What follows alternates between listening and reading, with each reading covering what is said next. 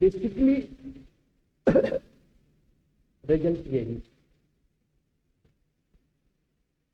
इसीलिए मैं कह रहा हूं कि जो वर्च्यू है, जो सद्गुण है, उस सद्गुण को छोड़कर जितने भी अवगुण हो वो सब करते हो, बस सद्गुण ही छोड़ देते हो। ठीक, जैसे honesty. Honesty is the best policy of life. तो ऑनेस्टी वर्च्यू हो गई, जीवन का सबसे महत्वपूर्ण सद्गुण है ईमानदारी। लेकिन ईमानदारी छोड़ के सब काम होता है। आप अब इसी पर मैं पूछूं, आप अपने जीवन के प्रति या जीवन को लेकर कितना ऑनेस्ट हो? अपने लाइफ को लेकर आप ऑनेस्ट है? ऑनेस्ट है? तो न्याय कहां हो रहा है? न्याय कहां हो रहा है? न्याय हो रहा है? न्याय नहीं हो रहा। तो अगर ये स्थिति है, ये सिचुएशन है, तो how can possible man is the moral animal? How can define man is the moral?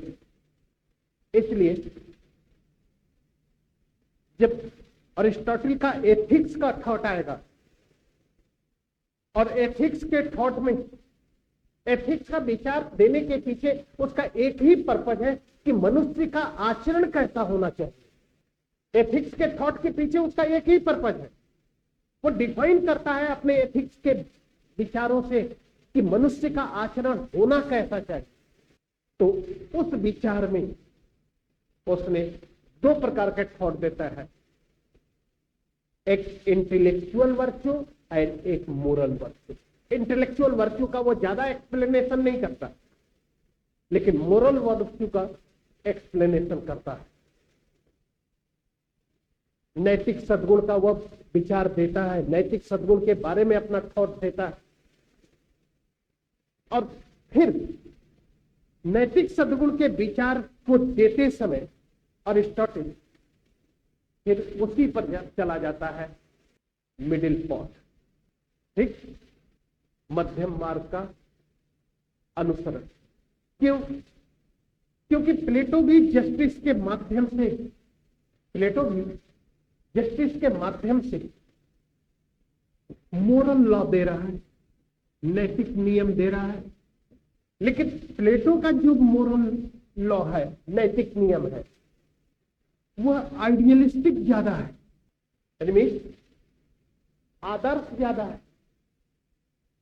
और आदर्श होने के कारण प्लेटो का थॉट यथार्थ के धरातल पर स्थापित नहीं हो पाता।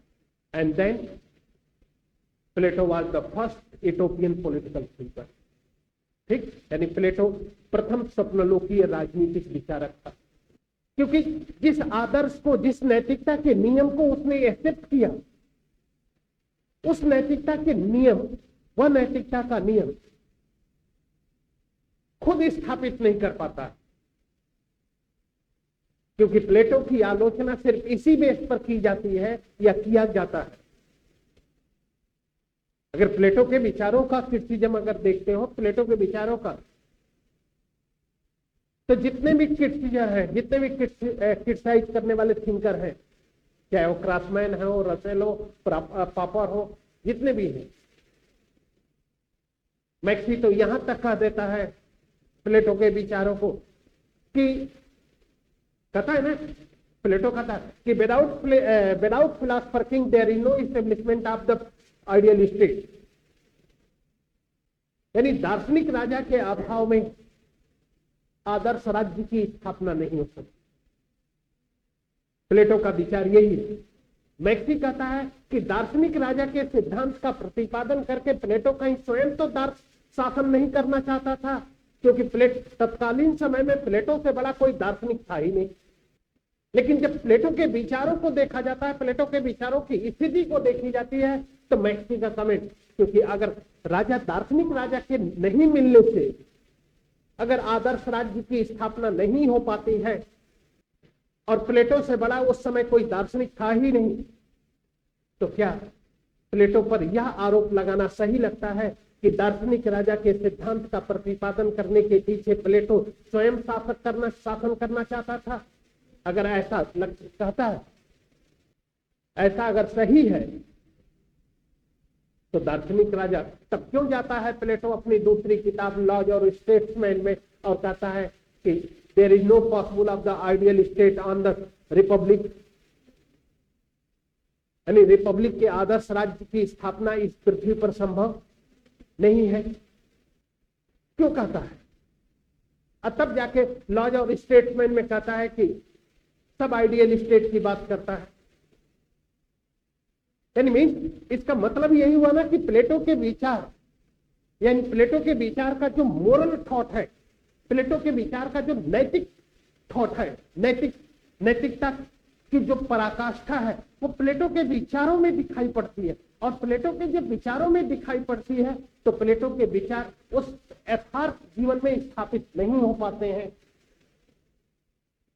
लेकिन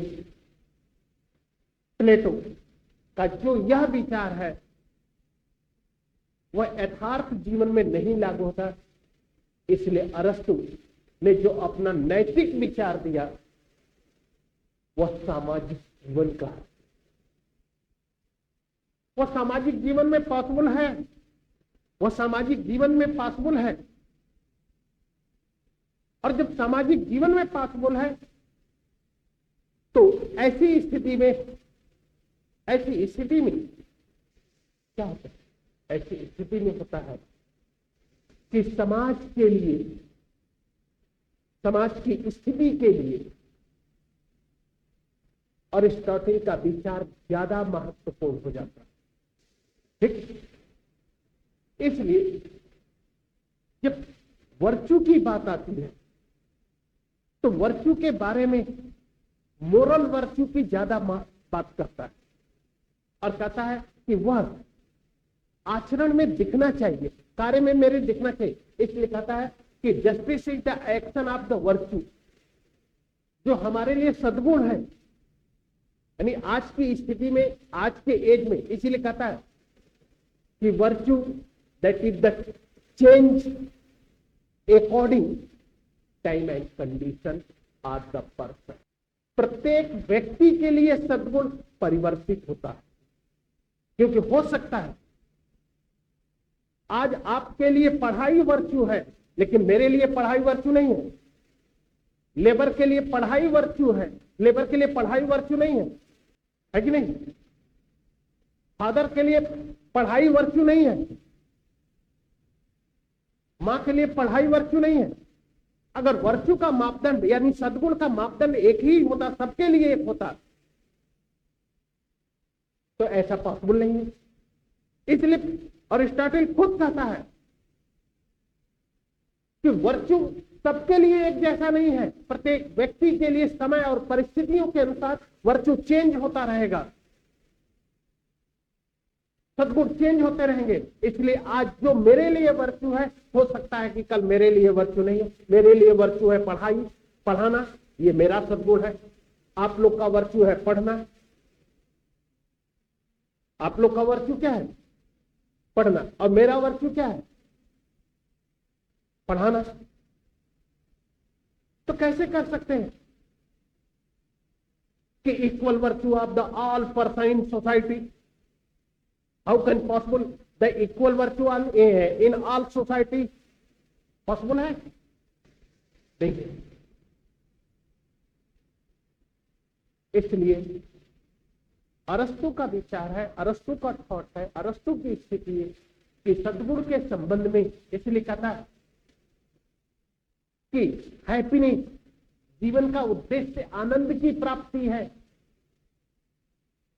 अब क्वेश्चन खड़ा होता है, एथिक्स बोलने में आनंद की प्राप्ति है, ठीक। अब क्वेश्चन खड़ा होता है, आनंद क्या है? आनंद क्या है जी? सुखमय जी, सुख क्या है? इच्छाओं की पूर्ति क्या है? हाँ, अनलिमिटेड। जब अनलिमिटेड है तो इच्छाओं की पूर्ति नहीं होगी, और इच्छाओं की पूर्ति नहीं होगी तो सुख की प्राप्ति नहीं होगी, और जब सुख की प्राप्ति नहीं होगी तो आनंद नहीं मिलेगा। इसलिए एक विचार देता है, जानते हो क्या? जानते हो, जिस व्यक्ति के सबसे अधिक दोस्त हैं उसको कभी मित्रता का लाभ नहीं मिलेगा। जिस व्यक्ति के सबसे अधिक दोस्त हैं उसे मित्रता का लाभ नहीं मिलेगा। समझ रहे? यानी ये विचार है। अब बात सही भी है। अगर देखा जाए तो ज्यादा लोगों से संबंध बनाने वाला व्यक्ति क्या सभी लोगों के साथ इमोशनल रिलेशन स्थापित कर पाएगा? और जब सभी लोगों से इमोशनल रिलेशन नहीं बना पाएगा तो आनंद की प्राप्ति होगी कैसे? इसलिए कहता है कि मित्रता सीमित होनी चाहिए, लिमिटेड। इसलिए कुछ लोग कहते हैं नहीं कि कुछ ऐसे मित्र होने चाहिए, यानी लाइक देन कर्ण, लाइक देन कर्ण के जैसा। अब जो स्थिति है तो उसके अकॉर्डिंग अब न्याय हो गया कि वर्च्यू, यहां पर ऑल वर्च्यू, ठीक, के अकॉर्डिंग वर्क, और उसी का एक पार्ट है विशिष्ट पर्टिकुलर जस्टिस, जिसके दो भाग निकलते हैं, सुधारात्मक न्याय और वितरणात्मक न्याय। और इन सब में सबसे ज्यादा इंपॉर्टेंट अरिस्टोटल किसको देता है? Distributive justice. और डिस्ट्रीब्यूटिव जस्टिस का मतलब कहता है कि डिस्ट्रीब्यूशन ऑफ प्रॉपर, नहीं, distribution of ownership authority according to quality and capability. राजनीतिक पद एवं पुरस्कारों का वितरण व्यक्ति की क्षमता और योग्यता के आधार पर किया जाना चाहिए। और तब मैंने आप लोगों से कहा था कि जिस व्यक्ति के बारे में आप जानते हैं कि यह व्यक्ति हमसे ज्यादा कैपेबल है, उसको आपसे उच्च पद दिया जाता है तो वह कभी विरोध नहीं करेगा। लेकिन विरोध की स्थिति तब पैदा हो जाती है जब व्यक्ति अपने से कम योग्य व्यक्ति को अपने से ज्यादा उच्च पद पर बैठाया जाता है, ठीक। और इस डिस्ट्रीब्यूटिव जस्टिस के कारण, इस डिस्ट्रीब्यूटिव जस्टिस के कारण अरिस्टोटल की जो पोजीशन है, अरस्तु की जो स्थिति है, वह कहता है कि function of state equal to social interest, सामाजिक कल्याण में होगा। यानी मीन्स कि राजनीतिक पद एवं पुरस्कारों का वितरण सामाजिक हित के आधार पर किया जाए। तो सामाजिक हित के आधार पर तभी किया जा सकता है जब राजनीतिक पद एवं पुरस्कारों का वितरण उन व्यक्तियों को दिया जाए जिसमें कैपेबिलिटी है, जिसमें क्षमता है। और जब क्षमता और कैपेबिलिटी के लोगों के बीच दिया जाएगा तो वह कभी भी इंडिविजुअल इंटरेस्ट में वर्क न करके किस में जाके वर्क करेंगे? सोशल इंटरेस्ट में। और सोशल इंटरेस्ट में जब वर्क करेंगे तो समाज में असमानता नहीं बढ़ेगी, और जब समाज में असमानता नहीं बढ़ेगी तो क्रांति नहीं होगा और पॉलिटिकल सिस्टम क्या हो जाएगा? स्टेबल होगा। यही प्लेटो के, अरिस्टोटल के राजनीतिक दर्शन का क्या है?